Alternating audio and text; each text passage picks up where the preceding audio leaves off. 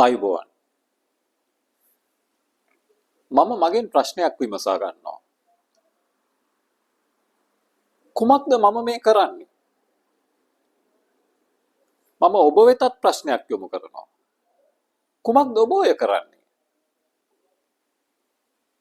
මේ ප්‍රශ්න දෙකෙන් මම විමසුමට භාජනය කළේ මම වීඩියෝවක් රෙකෝඩ් කරමින් ඉන්නවා කියන කාරණාවවත් ඔබ වීඩියෝවක් නරඹමින් ඉන්නවා කියන කාරණාවවත් නෙමෙයි. මම මේ ප්‍රශ්න දෙකෙන් විමසුමට භාජනය කළේ මම ගෙවන ජීවිතේ හරය කුමක්ද? ඔබ ගෙවන ජීවිතේ හරය කුමක්ද? අන්න ඒ කාරණාවනුයි මම විමසුමට භාජනය කළේ, මම අදහස් කළේ. සමාජයේ ඉන්න අනික් අයත් ඔබත් මමත් වගේම ඉපදිලා යම් කාලයක් ජීවත් වෙලා මිය යනවා. මේ ඉපදීමත් මරණයත් අතර ජීවිතය ගත කිරීමේදී විවිධ පුද්ගලයන් විවිධාකාරයට තමන්ගේ ජීවිත ගත කරනවා. සමහරු සැපවත්ව ජීවිතය ගත කරනවා කියලා කියනවා, සමහරු දුක්ඛිතව තම ජීවිතය ගත කරනවා කියලා කියනවා, සමහරු යහපත්ව තම ජීවිතය ගත කරනවා කියලා කියනවා, සමහරු අයහපත්ව තම ජීවිතය ගත කරනවා කියලා කියනවා. පුද්ගලයන්ගේ ජීවිත ගත කිරීම විවිධාකාරයි.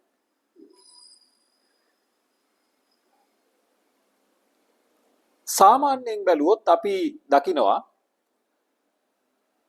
ඉපදිලා දරුවෙක් වශයෙන් කුඩා කාලයේදී දෙමව්පියන්ගේ රැකවරණය යටතේ අපි වැඩිපුර ඉගෙනීමට නැඹුරු වෙලා අපේ ළමා කාලය ගත කරනවා. ඊට පස්සේ රස්සාවක් කරන්න යොමු වෙනවා.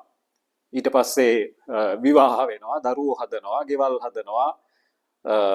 තවත් කල් ගිහිල්ලා වයස්ගත වුණාම අපි වයස්ගත වීමටත් පස්සේ අපි මිය යනවා. ඕක තමයි සාමාන්‍ය පුද්ගලයන් ජීවත් වෙන ස්වરૂපය. ඉතින් මේ ස්වરૂපය කවරනම් හරයකින් යුක්තද? ඇයි මිනිස්සු මේ විදිහට ජීවත් වෙන්නේ? ඇයි මමත් ඒ විදිහට ජීවත් වෙන්නේ? මම එහෙම ජීවත් වෙනවා නම් ඇයි මම එහෙම ජීවත් වෙන්නේ? මම අනික් පුද්ගලයින්ව අන්ධානුකරණය කරනවද? එහෙම නැත්නම් සමාජයේ අනික් පුද්ගලයින් යම් ආකාරයකට ජීවත් වෙන්න පුරුදු වෙලා ඉන්න හින්දා ඒ රටාවෙන් මිදෙන්න ඇති බාධාවන් හින්දා මම වුන්ව අනුකරණය කරනවද? එහෙම නැත්නම් මම යම් කිසි දෙයක් විශේෂයෙන් දැනගෙන ඔවුනුත් යම් කිසි දෙයක් විශේෂයෙන් දැනගෙන ඔවුන් ඒ කරන ක්‍රියාව යම් කිසි ඵලයක් වෙනුවෙන්, යම් කිසි ප්‍රයෝජනයක් වෙනුවෙන් මමත් කරනවද? මම අර කලින්ම කිව්වා වගේ එහෙමත් නැත්නම් ඒ අයත් නිසි ප්‍රයෝජනයක් දන්නේ නැතුව ඔවුනුත් අනිත් අයව අනුකරණය කරනවද, අන්ධානුකරණයක් කරනවද, මමත් ඒ අයව අන්ධානුකරණයක් කරනවද? මේ ආකාරයට හැමෝම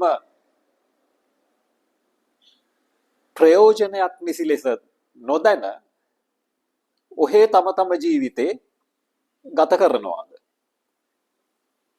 හරියට මගක් තොටක් නොදන්නා කාන්තාරයක ඇවිදිනවා වාගේ ගමනක් යෑමද මේ ජීවිතයේදී පුද්ගලයන් සිදු කරන්නේ.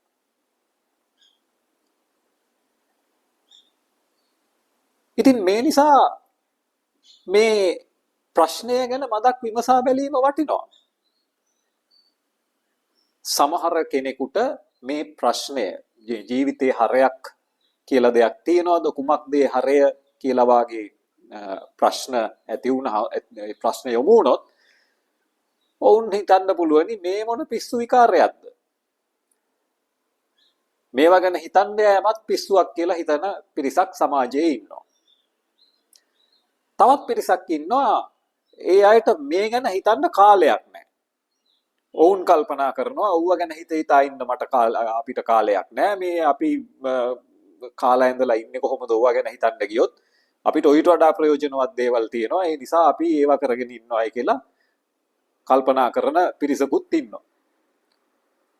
තවත් පිරිසක් ඉන්නවා මේක ගැන හිතන්න ඔවුන්ට දැනුමක් නැහැ.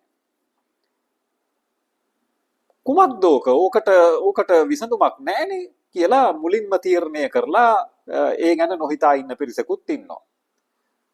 තවත් යම් පිරිසක් මේ ප්‍රශ්නය ගැන හිතලා බලනවා. තවත් යම් පිරිසකට අපිට හිතන්න පුළුවන් මේ පිළිබඳ හිතලා බලලා නිසි උත්තරත් ඇතිය කියලා. ඇයි මේ ප්‍රශ්නය ගැන විමසා බැලිය යුත්තේ? මම ඔබට යෝජනා කරනවා මේ ගැන විමසා බලන්න. ඇයි? ඔබ ඔබේ ජීවිතය ගැනම හිතා බලන්න. මේ ප්‍රශ්නයට නිසි ආකාරයේ පිළිතුරක් ඔබ තුල ගොඩනැගී නැත්නම්, ඒ ගැන නිසි අවබෝධයක් ඔබ තුල නැත්නම්, ඔබ කොහොමද තීරණය කරන්නේ ඔබේ ජීවිතය අඩුතරමින් ඔබටවත් ප්‍රයෝජනවත් ආකාරයට ගත වෙනවාද කියලා? ජීවිතය කියන්නේ එහෙම් පිටින්ම හිස් දෙයක්ද? කිසිදු ප්‍රයෝජනයක් නැති දෙයක්ද මේ ජීවිතය කියන්නේ? එහෙම නැත්නම් එහි යම් ප්‍රයෝජනයක් තියනවාද අඩුතරමින් මේ ජීවිතය ගත කරන Tamanටවත්? ඉතින් මේක තීරණය කරගන්න යම්කිසි අපිට අවශ්‍ය කරනවානේ යම්කිසි දැනුමක්.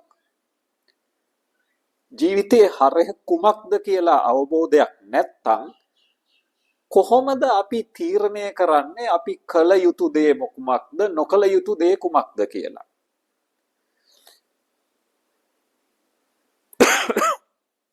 සමාවෙන්න. හරය නිසි ලෙස දන්නේ නැත්නම්, ඒ ගැන වැටහීමක් නැත්නම්, පුද්ගලයාට හැකියාවක් නැහැ Taman කරන දෙයින් අඩුතරමින් Tamanටවත් ප්‍රයෝජනයක් තියනවද කියලා නිසි ලෙස තීරණය කරගන්න. ඒ හුදෙක් අහඹු දෙයක් වේවි. Taman ජීවත් වෙන ආකාරය Taman අඩුතරමින් Tamanටවත් ප්‍රයෝජනවත්ද කියන එක නිසි ලෙස වටහා ගන්න බැරි වුණාම ඉතින් කුමක් සිදු වේවිද කියලා අවසානයේ තීරණය කරගන්න බෑ. ඒ කියන්නේ තමන්ගේ ජීවිතය ගත කරලා තියෙන්නේ හොඳ ආකාරයටද නරක ආකාරයටද කියලා අඩුතරමින් තමන්වත් දන්නේ නැහැ. ඉතින් මේක ගැන දැනගෙන හිටියොත් තියෙන ප්‍රයෝජනේ අපි හිතමුකෝ යම් ආකාරයකට මේ ගැන නිසි අවබෝධයක් පුද්ගලයෙක් තුළ ඇති වෙනවා කියලා. අඩුතරමින් ඔහුට යම් තමන්ගේ ජීවිතේ හඩගසා ගැනීමට අවස්ථාවක් හම්බ වෙනවා.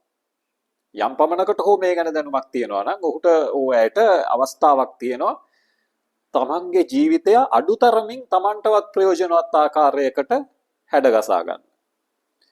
ඉතින් මේ නිසා මේ ප්‍රශ්නය ජීවිතයේ හරය කුමක්ද කියන ප්‍රශ්නය නොවැදගත් ප්‍රශ්නයක් නෙමෙයි. නොසලකා හැරිය යුතු ප්‍රශ්නයක් නෙමෙයි. ජීවිතයේ ප්‍රයෝජනවත් ආකාරයෙන් ගත කරන්න අවශ්‍ය නම් අඩුතරමින් Tamanටවත් යහපතක් සිදු විය යුතුයි කියලා හිතනවා නම් මේ ප්‍රශ්නය විමසලා මේ පිළිබඳ නිසි අධ්‍යයනයක් කරලා මේ පිළිබඳ අවබෝධයක් Taman තුල ඇති කර ගැනීම ඉතාමත් වටිනවා. ඉතින් අන්න ඒ නිසයි මම ඔබට යෝජනා කළේ මේ ගැන හිතා බලන්න කියලා. මේ ප්‍රශ්නය ජීවිතයේ හරය කුමක්ද කියන එක ගැන මගේ අදහස කුමක්ද යන්න මෙම වීඩියෝයේදී මම ඇත්තටම ඉදිරිපත් කරන්නේ නැහැ. මට මේ අවස්ථාවේදී උවමනාව ඇති උනේ මේ ගැන ඔබ හිතා නැත්තම් ඒ වෙත ඔබව යොමු කරන්නත්, මේ ගැන ඔබ සිතා ඇතනම් ඔබට නැවත සිහිගැන්වීමක් කරන්න. ඉතින් මම මේ වීඩියෝවෙන් ඔබට මේ ප්‍රශ්නය ඉදිරිපත් කොට මේ අවස්ථාවේදී සමුදෙන්න. ජීවිතේ හරය කුමක්ද? කුමක්ද ඔබ ඔය කරන්නේ? ස්තුතියි.